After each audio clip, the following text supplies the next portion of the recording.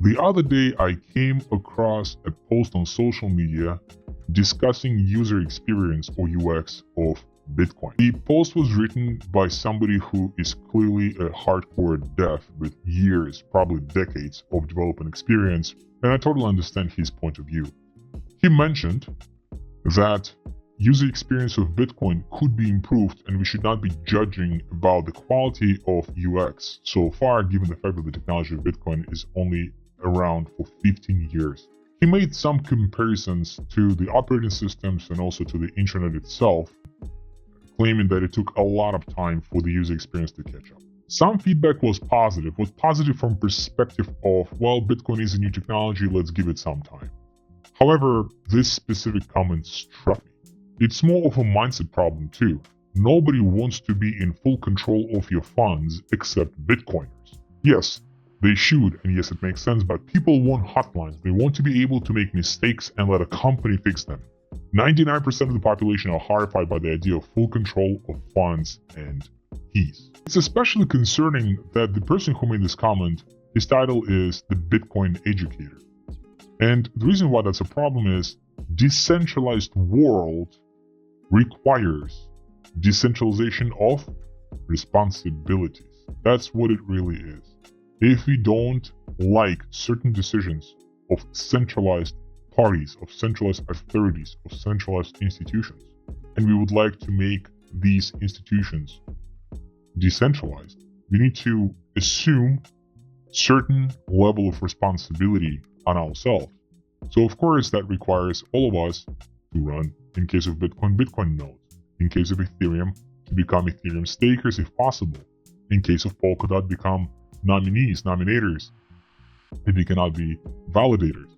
So it also requires all of us to assume full responsibility for our passwords, because if you don't want to have responsibility for your passwords behind your wallets, and you want to delegate that to centralized parties such as Coinbase or Binance or any other centralized exchanges or centralized players, then what's the point? Why are you in Web3 in the first place? What do you need from that? Are you here for the price action? We are in Web3 because we want to assume Web3 level of responsibility. We are vouching for the distributed technologies. We are vouching for it. Otherwise, what is the point of joining Web3 space if you still have a Web2 type of thinking?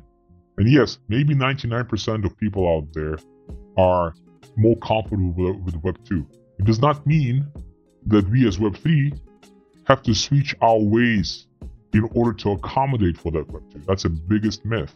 It's the Web2 people have to catch up with the 1%, as opposed to 1% trying to make it somewhat easier, right? And delegate all the necessary rights of us, for example, owning our own keys to somebody else, just to make sure that the market share grows from 1% to 5%, 10%, or 50%. If you want to bridge from Web3 utopia to Web3 reality and reclaim your rights of privacy, financial autonomy, and ownership, join the Ghost ecosystem by visiting chain.ghostchain.io.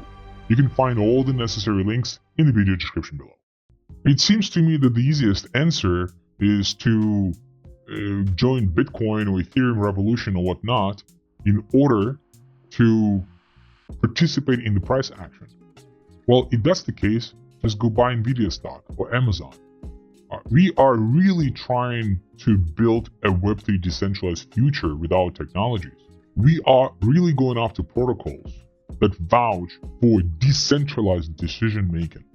And there are some protocols like this in this space. 99% of the protocols out there, unfortunately, are centralized or want to be centralized. No matter what they say, no matter how they facade themselves. They can write on the website that they are the most decentralized thing since sliced bread, which is centralized. But in reality, most of these protocols are not. However, there are definitely some gems. There are some gems out there that are pure Web3 that want to help build the Web3 future, that use technology to outsource and decentralize responsibilities so we, as users, can take that responsibility. You cannot just have power if you're not having consequences. Consequences means responsibility. If you screw up your keys, you screw up your keys. That's your responsibility. Don't do that. If you're not happy with that, switch to Web2. Give your money to the bank and hope that your bank is not going to go bankrupt. For example, it is easy in the United States, where FDIC insures up to $250,000 per a bank account. And since the United States can print money, your money is pretty much safe. However, for the rest of the developed world, let alone emerging countries, the minimum insured amount is much smaller. So what is the solution to them? Oftentimes, it's practically more safe to keep all your funds in a wallet. In crypto, you're not going to crypto for the sake of price action because you want Bitcoin to grow to $1 million per coin or whatnot. What you're really trying to do is you're trying to make your funds safe so the banks don't go bankrupt, because when they do, you just lose all your money. Lebanon last year. This year, it could be Turkey. It could be Argentina. It could be Sudan and Zimbabwe. It could be Venezuela. It could be those countries with hyperinflation. What is the solution for them? The solution for them is to make user experience easier. It's not about user experience that we should be worried about. We should be worried about actual utility.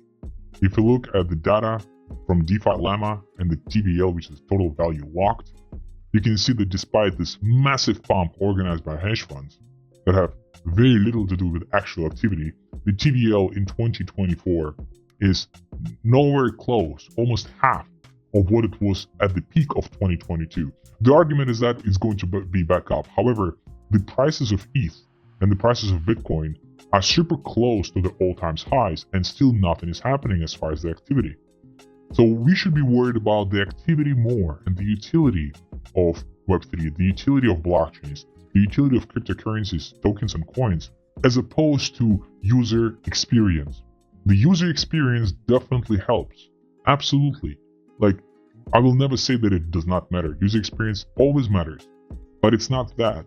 We should be talking and taking technology to the next levels with new applications, with new use cases. Stay away from only meme coins, right? With the great use case of speculation, which is much needed for emerging countries, to be honest, due to the lack of capital markets. However, the real value is not meme coins. Far from it. The real value is what we preached back in 2015, back in 2016, back in 2017. We preached decentralized legal system, or decentralized governance, or decentralized logistics, or blockchain-based financial system. That's what we have been vouching for as the industry, and that's where we have to go back to. We have to go back to the roots of privacy, of full control, of full ownership. That's what's important. UX is secondary.